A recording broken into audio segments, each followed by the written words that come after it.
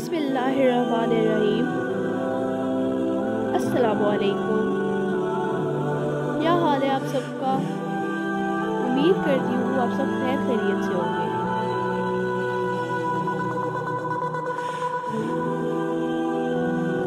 हज़रत अय्यूब अलैहिस्सलाम की कहानी। हज़रत अय्यूब अलैहिस्सलाम हज़रत इब्राहीम अलैहिस्सलाम की औलाद में से थे। अय्यूब अलैहिस्सलाम की वालिदा हज़रत लूत अलैहिस्सलाम की बेटी थी।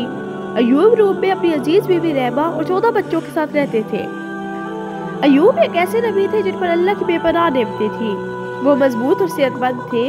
उनके पास बहुत ज़्यादा ज़मीनें थी, बहुत ज़्यादा मवेशी थे और एक सालिया और खूबसूरत खानदान था। वो एक कम्युनिटी लीडर भी थे जिनका अपने लोगों में बहुत एहतराम और प्यार था। अपनी हैसियत और दौलत के बावजूद अय्यूब ने कभी तकब्बुर नहीं किया। वो हमेशा आजिज़ था। वो आसानी से महरूमों की मदद करते थे और हर उस चीज़ पर अल्लाह ताला का शुक्र अदा करते थे जिससे अल्लाह ताला ने उन्हें नवाजा था। एक दिन आसमानों पर फरिश्तों ने ज़मीन पर रहने वाले बेहतरीन इंसानों के बारे में बहस शुरू की। उनमें से एक फरिश्ते ने कहा, आज ज़मीन पर सबसे बेहतरीन मखलूक अय्यूब है, एक अजीम किरदार का आदमी जो बहुत सब्र का मुजाहिरा करता है और हमेशा अपने रब करीम को याद करता है। वो अल्लाह के बंदों के लिए बेहतरीन नमूना है। मतलब में उसके रब ने उसे लंबी उम्र और बहुत सारे बंदों से नवाजा है। ज़रूरतमंद और गरीब इसकी खुशकिस्मती में शरीक है। वो गरीबों को खाना खिलाता है, वो कपड़े पहनाता है और गुलामों को खरीदता है ताकि उन्हें आज़ाद किया जा सके। वो अपने खैरात वसूल करने वालों को ऐसा महसूस करता है जैसे वो उस पर एहसान कर रहे हैं। वो बहुत ही मेहरबान और नरम है। शैतान जो आस पास में था इस बहस को सर कर दिया और बहुत गुस्से में आ गया। उसने फौरन अय्यूब को अल्लाह की इबादत से दूर करने की साजिश शुरू कर दी। उसने अय्यूब के सामने ज़िंदगी की उन बहुत सी लिज़्ज़तों के बारे में बुरे ख्यालात डाले जिनसे अय्यूब जैसा आदमी आसानी से लुत्फ़अंदोज़ हो सकता था। लेकिन वो अल्लाह के मुखलिस बंदे थे और आसानी से हिचकिचाहट का शिकार नहीं हो सकते थे। इससे शैतान मज़ीद मुश्तअल हो गया। शैतान अल्लाह के पास आया और उसे बताया कि अय्यूब उसका मुखलिस बंदा नहीं है और सिर्फ इस खौफ से उसकी तस्बीह कर रहा है कि उसका सारा माल ज़ाया हो जाए। उससे शैतान ने मशवरा दिया कि अगर तुम उसका माल उससे ले लो वो तुम्हें मालूम होगा कि उसकी ज़बान तुम्हारा नाम नहीं लेगी और उसकी नमाज बंद हो जाएगी। अल्लाह सब कुछ जानने वाला शैतान को नहीं मानता था क्योंकि वो जानता था कि अय्यूब उनके सब मुखलिस मोमिनों में से थे और अपने रब की इबादत में इस माल के लिए नहीं करते थे।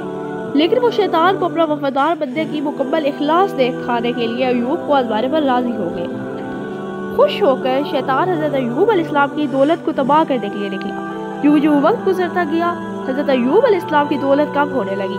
उनकी ज़मीन, मवेशी, नौकर और पैसा आहिस्ता आहिस्ता उनसे दूर होने गए, यहाँ तक कि उनके पास कुछ भी ना रहा। अय्यूब अलैहिस्सलाम की आज़माइश से बेहद मुतमईन एक अक्लमंद बूढ़े का भेस बदलकर शैतान करीब आया और कहा, तुम्हारा सारा माल ज़ाया हो गया है।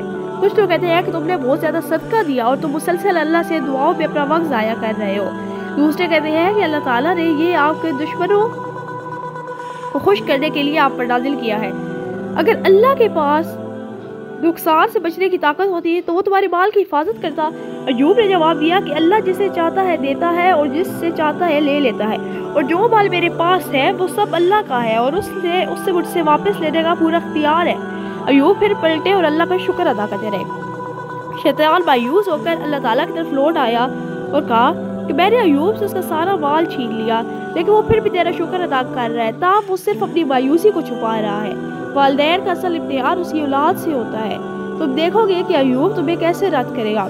अल्लाह तब भी जानता था कि अय्यूब का ईमान और अपने रब से मोहब्बत में कोई कमी नहीं आएगी, लेकिन वो अय्यूब को मज़ीद आजमाने पर राज़ी हो गया। कुछ ही देर में वो इमारत जिसमें अय्यूब के बच्चे रहते थे गिर कर तबाह हो गई और उसके तमाम 14 छोटे खूबसूरत बच्चे हलाक हो गए।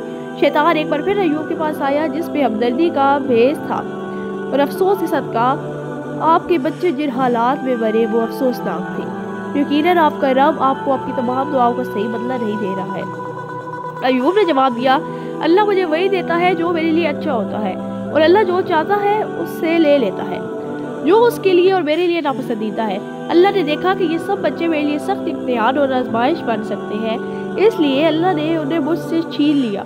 हाँ, कोई चीज़ मेरे लिए फ़ायदेमंद हो या नुकसानदेह, मैं अपने आप पर यकीन पर कायम रहूँगा और अपने खालिक का शुक्रगुजार रहूँगा। शैतान दौड़ कर अल्लाह की तरफ लपका और कहने लगा, ऐ मेरे रब, अय्यूब अलैहिस्सलाम की दौलत ख़त्म हो गई, उसके बच्चे मर चुके हैं, वो अभी तक जिस्म में तंदुरुस्त है اور جب تک وہ صحت مند رہے گا وہ اپنے دوبارہ حاصل ہونے کی امید میں تیری عبادت کرتا رہے گا۔ مجھے اس کے جسم پر اختیار عطا فرما تاکہ میں اسے کمزور کر دوں۔ وہ یقیناً تیری عبادت میں کوتاہی کرے گا اور اس طرح نافرمان ہو جائے گا۔ اللہ تعالیٰ نے اس کی درخواست قبول فرمائی، لیکن حکم دیا کہ میں تمہیں اس کے جسم پر اختیار دیتا ہوں، لیکن اس کی روح، عقل یا دل پر نہیں، کیونکہ ان جگہوں پر میرا اور میرے دین کا علم رہتا ہے۔ کچھ دیر بعد ایوب کی طبیعت خراب ہونے لگی۔ وہ اتنے بیمار ہو گئے کہ ان کے جسم کی جلد اس کے پٹھے اور ہڈی کو ظاہر کرتے ہوئے اتر جاتی تھی، لیکن جیسے کہ اللہ تعالیٰ نے حکم دیا ان کے جسم میں صرف 2 اعضاء کام کر رہے تھے، ان کا دل اور زبان، جنہیں وہ اللہ کی تسبیح کے لیے استعمال کرتے تھے۔ ایوب کو شدید درد کا سامنا کرنا پڑا، لیکن انہوں نے کبھی بھی اپنے آپ کو شکایت کرنے یا اللہ پر اپنے ایمان کی کمی نہ آنے دی۔ شہر کے لوگ بحث کرنے لگے کہ اگر ایوب اچھے انسان ہوتے تو اللہ اس کے ساتھ ایسا نہ کرتا، اور بالآخر انہوں نے اسے چھوڑ دیا۔ اس کے رشتہ دار، دوست اور وہ ہر شخص جو ایوب سے محبت اور احترام کرتے تھے سوائے اس کی پیاری بیوی ریما کی، برسوں تک ایوب اپنی حالت سے دوچار رہے۔ اس کی دیکھ بھال کے لیے ریما کے سوا کوئی نہیں تھا، ان کے پاس نہ پیسہ تھا اور نہ ہی کوئی آمدنی، اس لیے اس کی بیوی نے اس کے لیے ملازمت اختیار کی۔ لیکن شہر کے لوگوں نے ریما کو زیادہ دیر کام کرنے کی اجازت نہیں دی، کیونکہ انہیں خدشہ تھا کہ وہ انہیں بھی اپنے شوہر جیسی بیماری میں مبتلا کر دے گی۔ اس دوران ایوب علیہ السلام اللہ تعالیٰ سے دعا کرتے رہے کہ وہ اس درد اور تکلیف کو برداشت کرنے کی طاقت اور صبر عطا فرمائے۔ ایک دن شیطان انسان کی شکل میں ریما کے سامنے حاضر ہوا اور اس سے پوچھا کہ تمہارا شوہر کہاں ہے؟ ایوب کی قریباً بے جان شخصیت کی طرف اشارہ کرتے ہوئے ریما نے جواب دیا، وہ وہی ہے، زندگی اور موت کے درمیان مولک ہے۔ شیطان پھر اس سے اچھی صحت، اولاد اور دولت کی خوشگوار دنوں کی یاد دلانے لگا۔